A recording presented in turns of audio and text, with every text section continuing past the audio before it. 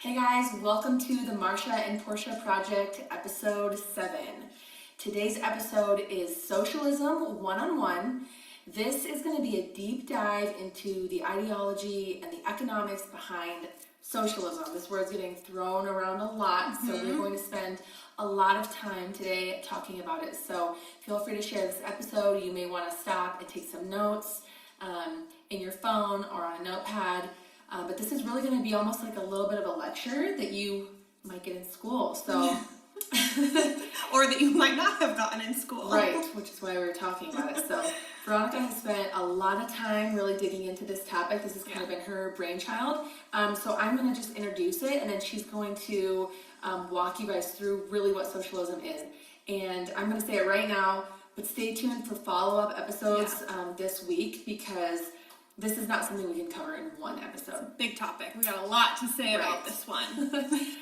No doubt, socialism is having its moment, or its day in the sun in the United States.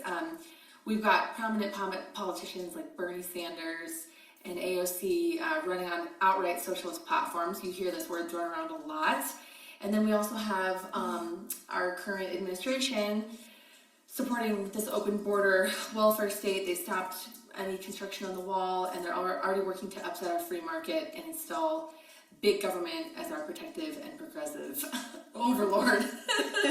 We aren't just seeing socialism rear its ugly head in DC.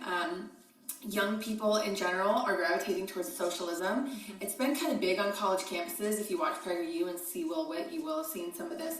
But now it's becoming a bigger deal as part of this virtue signaling or do-gooder morale wokeness. Yeah, there you go. Yeah. So a lot of young people are tweeting about socialism, how terrible America is on their new iPhone while drinking at Starbucks, completely oblivious to the fact that they live in a country that has lifted more people out of poverty, spread freedom, and created more innovation in technology and medicine than any other nation in human history, which is why we talked a few episodes back about American greats. These are all people and inventions and things that have come out of our capitalist history, basically, free markets. So the movement is growing. If you're not familiar, the Democratic Socialists of America, you can find their website online. They both having over 85,000 members nationwide. What's puzzling to us is that we're even having this conversation about socialism as a legitimate possibility for U.S. government, given all the ample empirical evidence on the moral and economic failings of socialist regimes throughout history and across the globe. Yes. We're going to talk about that more in future episodes. Today, we just want to do a quick introduction into what socialism actually is. Like we mentioned, we believe it's important to talk about what real socialism is, what's behind this word that's getting thrown around, and talk about the government ownership of the means of production and what the effects are. At best, the effects of socialism could be economic stagnation. We just stay in one place. And at the worst, socialism, as we have seen across the globe and as we will show you in future episodes, can create widespread starvation with millions of accompanying deaths. So we're going to take the full gamut of what all of those are and just talk about what really is socialism. Yes. Okay, so socialism is an economic theory that says the community, rather than individuals, should own and manage property and natural resources. It means using political agencies to provide goods and services that otherwise would be provided privately in the marketplace through the mechanism of central planning. So the term socialism has been applied to very different economic and political systems throughout history. It's been tried all over the world in places like the Soviet Union, East Germany, North Korea, Vietnam, Laos, Cambodia, much of Africa, Cuba, Venezuela, and of course the left's socialist sweetheart, Scandinavia.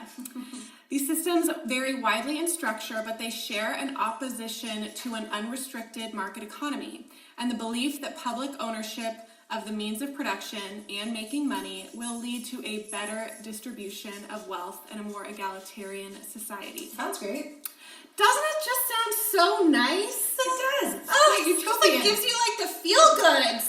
Yes. Unless you actually know what's happened in all these societies. So socialism tries to insert a moral component into economic distribution, which is why it feels all warm and fuzzy. Pulls at those moral heartstrings. Yes, everybody should like share wealth and things should be free for people, and it's just like all so nice. Ironically, though, in adding this moral component, socialism has introduced some of the most exploitative and inhumane economic systems the world has ever seen. More on that in future episodes. So you're saying the moral component that socialism as a theory, imparts onto a population or a society, that moral compass is coming from that government. Yes. Okay. Yes. Just want to make that clear. So the moral compass that we all have, our core values, is coming from a government telling you what your moral compass is, and telling you how the economy should run based on that moral compass.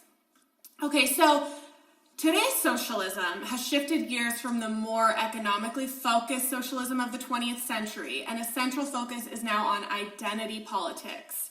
This type of socialism rejects capitalism as immoral, along with its accompanying notions of national borders and national sovereignty. Which we can see with the wall being stopped and the borders being completely open.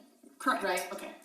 So, today's socialism condemns American history, emphasizing only the darkest pages of our U.S. experience, not the ideals to which the founding fathers aspired, and which drew so many immigrants of all backgrounds over the years to our great nation. Woke socialism is thus distinct from the socialism of Karl Marx and Friedrich Engels, which was heavily focused on economics and the worker struggle.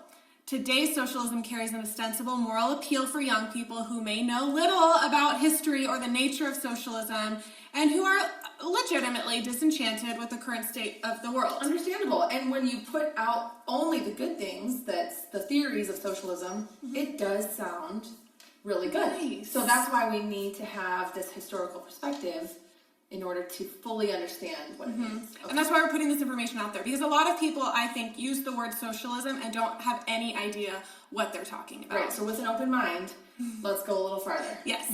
So we've heard about Marxism, like in recent, the founders of the BLM movement are self-proclaimed Marxists. So that's important to understand what Marxism is. So Marxism divided people into two categories. The bourgeoisie, who controlled the means of production, who were the oppressors, they were the evil people, and then the oppressed workers. Oppressors and oppressed. Yes. Okay, so a similar division appears in the woke politics today. People are viewed not as individuals to be judged on their own merits, but as members of either oppressed or oppressive groups. Nothing matters but some intrinsic identity of the person, frequently an immutable characteristics such as race, gender, sexual orientation, you name it. So basically you could say your race or your gender puts you in either an oppressed or an oppressive category. Correct. And that's how today's socialism is dividing classes of people in the United States. We're assigning certain people, you have these characteristics, so you are an oppressor. You have these characteristics, so you must be oppressed. And it's how they attack capitalism, and it's how it's been done in every system that has adopted socialism. There has to be some group that is the oppressed group. So today's American socialists sidestep the obvious and irrefutable economic failings of socialism by advocating a moral element through what they call democratic socialism. Doesn't that sound even nicer? That word I have democratic socialism. Yeah. So we can fix all the evils of capitalism. We can live in a fair and good and just society through social democracy so that ordinary Americans can participate in the many decisions that affect our lives. That sounds so nice. That's from the Democratic Socialists of America website. Direct quote. Direct quote. However, remember what we talked about in our episode on republics versus democracies. Who has control in a democracy? It's not the everyday ordinary people. It is elected officials. And who are the elected officials actually representing? They're representing the majority. So as we're seeing today, democratic socialism isn't going to be something that protects the masses. Democracies protect the majority. We've talked about that.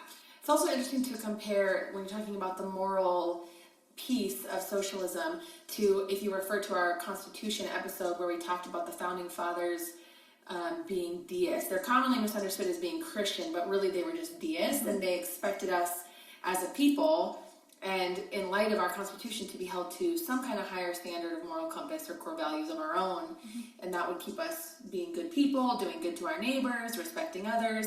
So it's interesting that... But they didn't prescribe that. Right. And then socialism taking that away and saying, you cannot decide what your values are, we will decide for you. So it's like very inconsistent with truly what our Constitution, what the ideology of our Constitution was. I think that's really important. It is a hugely important point. Yeah. All of this division of American society into these oppressed groups to further the socialist agenda is entirely political and a distraction from the actual track record of socialism. Because they separate us into groups for us. Yes. Yeah. And it's, like we said, it's entirely incompatible with our nation's founding principles and the continued success of liberty and freedom for Americans. Socialism is just not a compassionate system, as we will show. Whether a socialist government owns the means of production via nationalized industries or enforces central planning via price controls and stringent regulatory structures, socialism operates under the assumption that an insulated leader with his legion of bureaucrats are the best judges of what people are worth. So insulated as in put a wall and a fence up around like the Capitol? Yeah, kind of like that. Makes sense. So the walls or fences do work for if you need to insulate a leader. Right, Okay. to enact socialist policies for the good of everybody. So there is a reason that socialism has never succeeded. It runs directly counter to human nature. Socialist regimes either collapse or survive only by becoming less socialist. So the more a country adopts economic freedoms and the free market, the more prosperous it becomes. That is just historical fact, as we will discuss in future episodes. So really, we believe that economic freedom is the moral and economic antidote to socialism, and it's entirely consistent with human nature and the American dream and the American founding. And the really cool thing that we're going to share in future episodes too, because the downside of to play both sides of the coin, the capitalism and economic freedom, is regulation to protect workers and families and establish health insurance. So that is something we are going to discuss too, because that is often touted as the negative side of capitalism. So we'll talk about how far we've come as a country and the work that still has to be done in those terms. So yeah, exactly. So this was kind of just a Socialism 101. This was just a brief introduction into the actual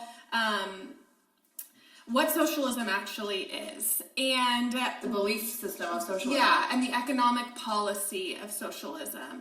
So this topic deserves a lot of attention, which is why we've separated it into multiple episodes, and we're going to go into specifics on nations that have tried socialism and how it has failed. We're going to go into the myth of the Scandinavian socialist utopia, and we're going to talk about socialist policies that have already been implemented in America and what they've done to our country. So really stay tuned on these next couple of episodes, because this is a really important topic to understand, because if we do not understand socialism and what it truly is and what it's done in the past, we're just going to let this creep into our politics, and it terrifies me. The more research I'm doing into this, it is actually terrifying. So this is why we want to talk about this stuff, to inform you guys and have you better understand what this is, so you can, Well, this is the point of the Marsha and Portia Project, to help empower you to understand history in its correct context, so that you can understand what's happening in the world today and apply it to your life and make good, solid, educated decisions. So that's what we're all about, is to empower you to educate yourself and to provide as many resources and education from our own research as we can. So episode 8 will be posting tomorrow with a deeper dive into the countries where socialism has failed. See you guys later.